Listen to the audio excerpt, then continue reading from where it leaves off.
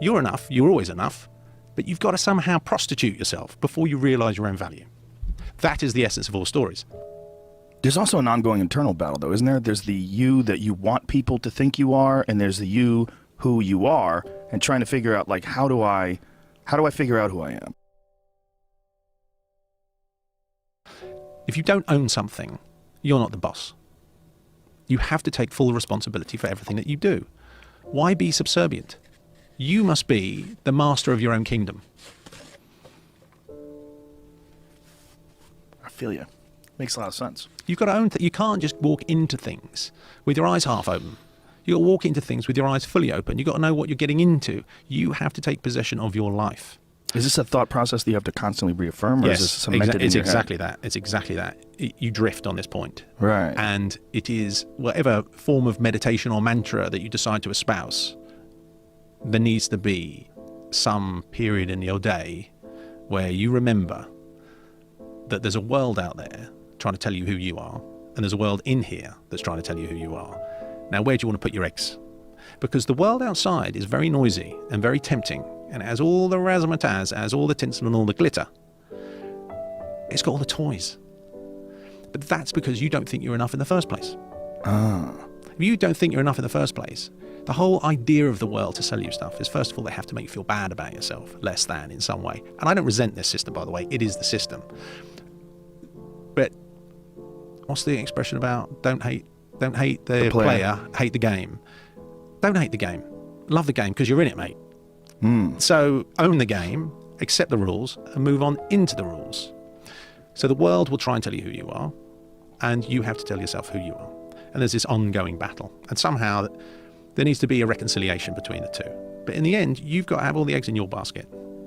There's also an ongoing internal battle, though, isn't there? There's the you that you want people to think you are, and there's the you who you are, and trying to figure out, like, how do I figure out who I am? Like, do I have a correct assumption of how other people are perceiving me and how I actually am objectively, or am I bullshitting the world with the suit and pocket square? Yeah, I would say it's exactly the scenario that we're talking about. There's essentially only two worlds. There's the inner world of energy and there's the outer world of energy. There's two identities. One's real, one's false. The external world is I'm asking you to tell me who I am. That's what we're all playing at. And as soon as you start playing that game, you run into all sorts of trouble. Call it the ego, call it whatever you want to call it. But that's the dynamic that we're in. And somehow we have to give ourselves enough confidence to reassure ourselves that we are enough. However, I enter the game because I've got to move on in the world, I've got to crack on in the world, and I know there's loads of temptations that can come along the way. So I will own the suit. I'm going to wear the suit, but I'm going to own the suit. Now, I don't mean by paying for it. I mean by owning it. It's now my suit. It's my idea to put on this suit. I have to personalize it in some way. I have to understand a narrative that allows me to own that suit. And thereby, I put on my suit of armor and I come out into the world. And guess what? I'm having a good time because I'm owning the suit. Now, this is a very rock-solid philosophy. Is this something you've ever written down? It's what the essence of narrative. I'm a storyteller. The essence of narrative is only about this dynamic. There is nothing else in a story other than this dynamic.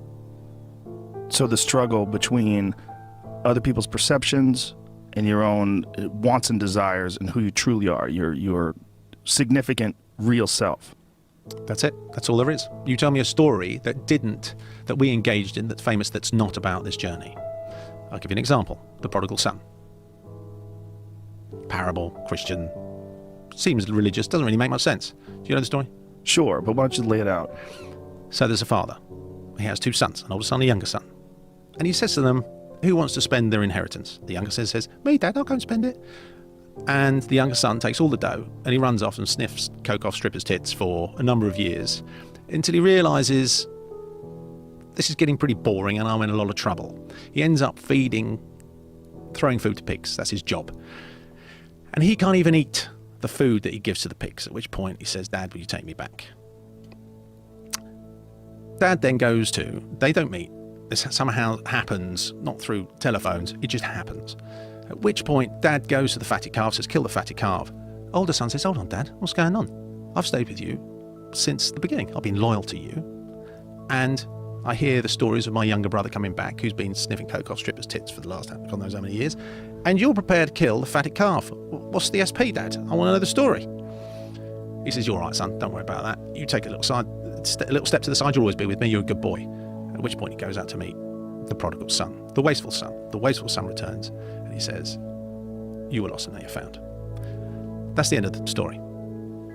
It's quite hard to make sense of that in a literal sense. You go, "Oh, Dad was a bit unfair and he should have been kind to the oldest son because he never ran off and did anything."